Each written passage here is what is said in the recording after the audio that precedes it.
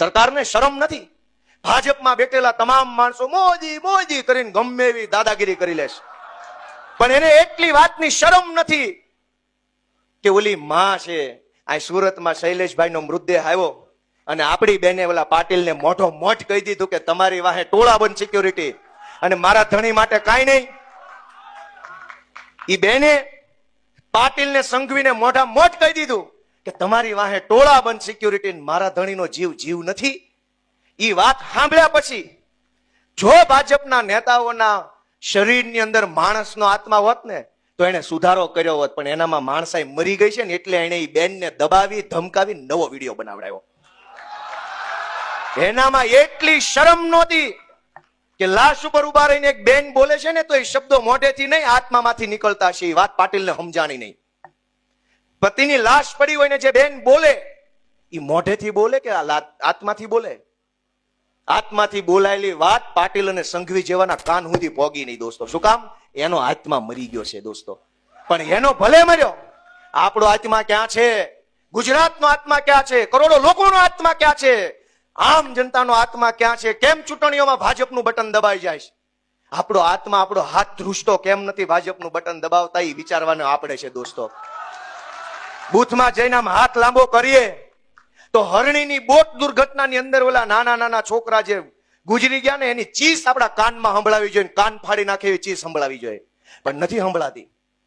મત આપવા જઈએ, બૂથમાં પહોંચીએ, મશીન સામું જોઈએ તો આ તક્ષશિલામાં સળગતા સળગતા જે નીચે પડતા હતા ને છોકરા દેખાવા જોઈએ, આંખમાંથી લોહી નો આંસુ આવવું જોઈએ, ભાજપનું બટન ન દબાવવું જોઈએ દોસ્તો. પણ એવું નથી થતું, એવું નથી થતું. ખબર નહીં શું છે, આત્મા નથી જાગતો. 40 વર્ષ થઈ ગયા, પરિવારો બરબાદ થઈ ગયા, ગુજરાતને કેટલું પાછળ ધકેલી દીધું, ડ્રગ્સનો વેપાર, દારૂ, ગુંડા. આપણો આત્મા કેમ નથી જાગતો? એ વાતને આપણે અંદરથી હચમચાવીને પૂછવાની આપણી જાતને, ક્યાં ગયો મારો આત્મા? હું આ ગાંધીના ગુજરાતનો માણસ છું કે નહીં? હું આ સરદાર પટેલનો વારસદાર છું કે નહીં? એ સવાલ આપણે આપણી જાતને પૂછવાનો છે. અનેક ઘટના બને. રાજકોટમાં અગ્નિકાંડ બન્યો, કેટલાય લોકો જીવતા હળગી ગયા. એની અંદર સરકાર સાચો આંકડો બહાર નો આવવા દે. ન્યાય તો કોઈ ભાજપના રાજમાં કરે એમ નથી. સાચો આંકડો બહાર નથી આવવા દેતા. કેટલી હદે આ લોકો બિન સંવેદનશીલ હશે, કેટલો એની અંદર જાનવર જેવા વિચારો છે. કોઈ ઘટના બને, આ તમે વિચારો કે કોઈ ઘટના બને. અહીં કોઈ ભાઈ, હું જુનાગઢમાં પ્રેસ કોન્ફરન્સ કરતો હતો ચૂંટણી જીત્યા પછી, અને હું બોલતો હતો, મારી નજર સામે ઓલા પત્રકાર ભાઈ ઢળી પડ્યા. એને ખબર નહીં બ્લડ પ્રેશર ઓછું કે વધુ થઈ ગયું, પડી ગયા. જેની અંદર માનવતાનું એક ટીપું વધ્યું હોય ને માણાનો આત્મા ફફડે કે હું થઈ ગયું, હાલો દોડો. ગુજરાતમાં છાસવારે હજારો લોકોનું મોરબી પર પુલ તૂટે, મરી જાય. રાજકોટની અગ્નિકાંડમાં ઘટનામાં લોકો ગુજરી જાય. ડ્રગ્સના દૂષણમાં હજારો જિંદગી હોમાઈ જાય. અને એક પાંદડું ન હલે, સરકારમાં બેઠેલા માણસોના પેટનું પાણી ન હલે. તો એની અંદર શું હશે? માણસ હશે કે એની અંદર શું હશે? એ કલ્પના આપણે કરવાની દોસ્તો. આ જીત નથી, હજુ તો બહુ લડાઈ લાંબી છે.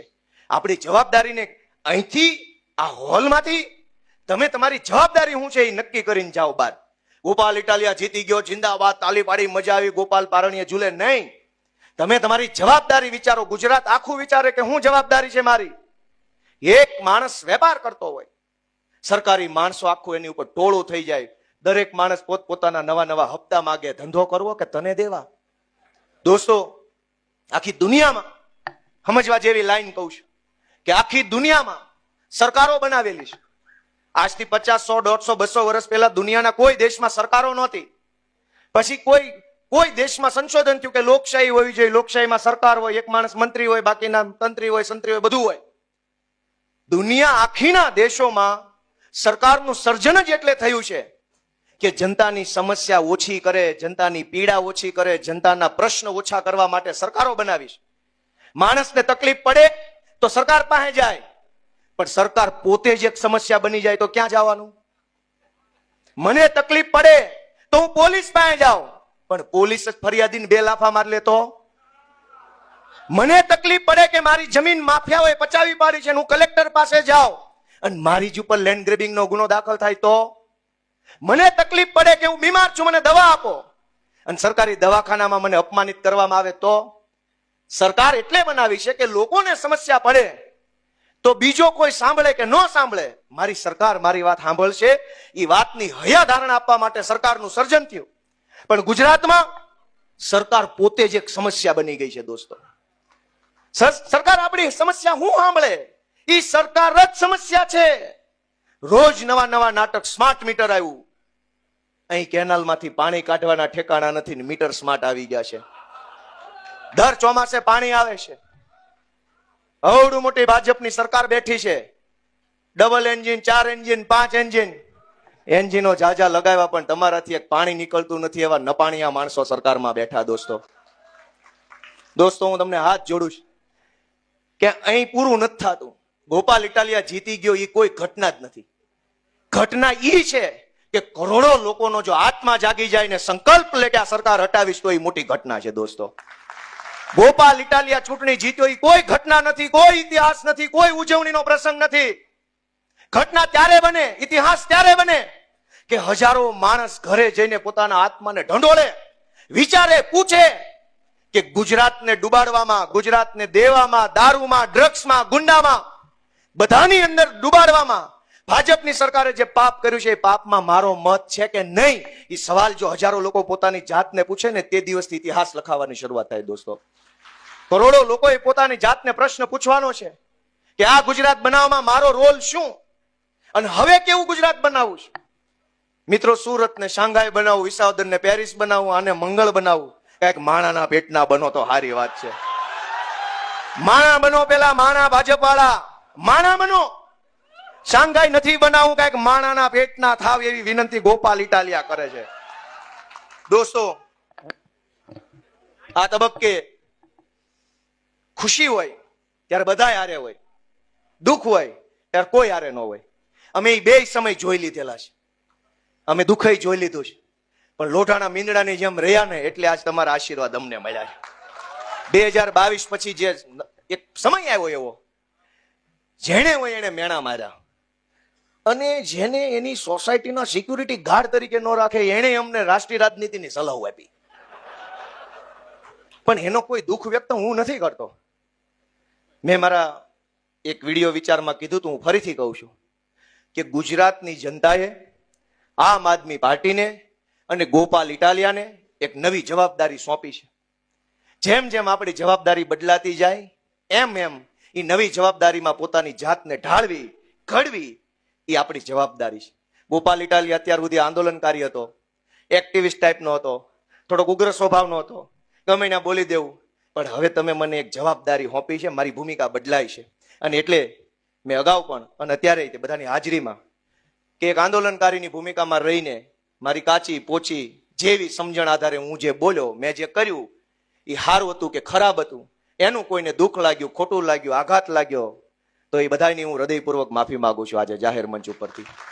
કે ભૂતકાળમાં જાણતા કે અજાણતા, પરિપક્વતાથી કે અપરિપક્વતાથી હું જે ભૂમિકામાં હતો એ ભૂમિકામાં જેવડી મારી બુદ્ધિ હતી એવડું હું બોલ્યો અને ખોટું હોય તો આજે જ્યારે મને સમાજે, લોકોએ, જનતાએ નવી જવાબદારી સોંપી છે તો હું વિનમ્ર બનવા માટે, વધુ સંવેદનશીલ બનવા માટે, વધુ ગંભીર બનવા માટે તમારી પાસે આશીર્વાદ માંગુ છું. તમારે જેવો નેતા જોતો હોય એવું મારું ઘડતર કરજો, એવું અમારું ઘડતર કરજો, એવું હું બધાને વિનંતી કરું છું. નેતા કોઈ ઉપરથી આવતા નથી, નેતા સમાજમાંથી આવે છે. સમાજ જેવો નેતા મોકલશે એવો નેતા સમાજને મળશે. અહીં કોઈ ફેક્ટરી નથી, કોઈ યુનિવર્સિટી નથી, કશું જ નથી. હું ગુજરાતભરના યુવાનોને એક વિનંતી કરવા માંગુ છું કે દોસ્તો આવો, આ રાજનીતિના ફિલ્ડમાં આવો. ક્યાં સુધી લાચારી ભર્યું જીવન જીવશું? અનેક લોકો લાચાર જીવન જીવે છે. પોલીસથી બીવે, મામલતદારથી બીવે, હોમગાર્ડથી બીવે, સોસાયટીના અધ્યક્ષથી બીવે, ગુંડાઓથી બીવે, બુટલેગરથી બીવે. દાખલો કઢાવો હોય તો ધ્રુજતા હોય, અડધાક મને આ સાહેબ કઈ કહી દેશે કે નહીં કહી દે. ક્યાં સુધી આવું લાચાર જીવન જીવવાનું છે? હાલો, મુઠ્ઠી વાળો, સંકલ્પ લ્યો કે હું કરી શકું. જો ગોપાલ ઇટાલિયો કરી શકે તો ગુજરાતનો કોઈ પણ છોકરો કરી શકે. એ સંકલ્પ લઈને હજારો યુવાનોને રાજનીતિમાં જોડાવા માટે, આમ આદમી પાર્ટીમાં જોડાવા માટે હું ખુલ્લું આહવાન આપું છું. સૌને હું નિમંત્રણ આપું છું દોસ્તો કે આવો. કોઈ આપણું જીવન સ્વાગત છે તમારું જાગૃત નાગરિક ગુજરાત રાજકારણમાં. જય હિન્દ મિત્રો. ગુજરાત રાજકારણમાં ફરી એકવાર સત્તા પક્ષ અને વિરોધ પક્ષ વચ્ચે શબ્દ યુદ્ધ તેજ બન્યું છે. આમ આદમી પાર્ટીના નેતા ગોપાલ ઇટાલિયાએ ભાજપના નેતાઓ પર આકરા કટાક્ષ કર્યા છે અને ખાસ કરીને તેમણે નેતાઓની સુરક્ષા અને સત્તાના પ્રભાવને લઈને સવાલ ઉઠાવ્યા છે. ગોપાલ ઇટાલિયાએ કટાક્ષ કરતા કહ્યું છે કે ભાજપમાં બેઠેલા નેતાઓ મોદી મોદી કરીને ગમે એવી દાદાગીરી કરી લે છે. તેમણે આ નિવેદનથી ચર્ચા ગરમાઈ ગઈ છે. ગોપાલ ઇટાલિયાનો સવાલ સીધો છે કે શું સત્તાની નજીક હોવાને કારણે નેતાને વધારે છૂટ મળી જાય છે? શું સામાન્ય લોકો અને સત્તાધારી નેતા માટે નિયમ અલગ અલગ હોવા જોઈએ? ગોપાલ ઇટાલિયાએ CR પાટીલનું નામ લઈને સુરક્ષાનો મુદ્દો પણ ઉઠાવ્યો છે. તેમણે સવાલ કર્યો છે કે તમારી પાછળ ટોળાબંધ સિક્યુરિટી છે, કાફલો છે, સુરક્ષા વ્યવસ્થા છે, પરંતુ અમારી પાછળ શું છે? આ સવાલ માત્ર સુરક્ષાનો નથી પરંતુ સત્તા અને સામાન્ય માણસ વચ્ચેના અંતરને લઈને પણ છે. એક તરફ મોટા નેતાઓની આસપાસ સુરક્ષાનો મોટો કાફલો છે, જ્યારે બીજી તરફ સામાન્ય કાર્યકર કે સામાન્ય નાગરિકોને પોતાની વાત રજૂ કરવા માટે અનેક મુશ્કેલીઓનો સામનો કરવો પડે છે. એવો સવાલ ગોપાલ ઇટાલિયાના નિવેદનમાં સામે આવી રહ્યો છે. હવે સવાલ એ છે કે ગોપાલ ઇટાલિયાનો આ પ્રહાર માત્ર કટાક્ષ છે કે ખરેખર તેઓ ગુજરાતની રાજનીતિમાં રહેલી કોઈ મોટી અસમાનતા તરફ ઇશારો કરી રહ્યા છે? ભાજપ તરફથી આ પ્રકારના આક્ષેપોનો શું જવાબ આવે છે એ જોવાનું મહત્વનું રહેશે. કારણ કે ગુજરાતની રાજનીતિમાં જ્યારે સુરક્ષા, સત્તા, દાદાગીરી અને અસામાન્ય માણસ જેવા મુદ્દા એકસાથે આવે છે ત્યારે ચર્ચા માત્ર બે પક્ષો વચ્ચેની રહેતી નથી, ચર્ચા સીધી જનતા સુધી પહોંચે છે. હવે જોવાનું એ રહેશે કે ગોપાલ ઇટાલિયાના આ સવાલોની ભાજપ શું જવાબ આપે છે. શું આ મુદ્દો આગામી દિવસોમાં રાજકીય વિવાદ બની જાય છે? ગોપાલ ઇટાલિયાના આ નિવેદને ફરી એકવાર સવાલ ઉભો કર્યો છે. સત્તા સાથે સુરક્ષા અને પ્રભાવ મળે છે તો સામાન્ય માણસની સુરક્ષા અને અવાજનું શું છે? આ સવાલનો જવાબ હવે રાજકીય નેતાએ જ નહીં પરંતુ જનતાએ પણ નક્કી કરવાનો રહેશે. આ માટે તમારું શું માનવું છે? તમારો મંતવ્ય કોમેન્ટમાં જરૂરથી જણાવજો. આવી જ રાજકીય અપડેટ્સ માટે અમારી ચેનલ જાગૃત નાગરિક ગુજરાત રાજકારણને ફોલો કરવાનું ભૂલતા નહીં. જય હિન્દ મિત્રો. આભાર.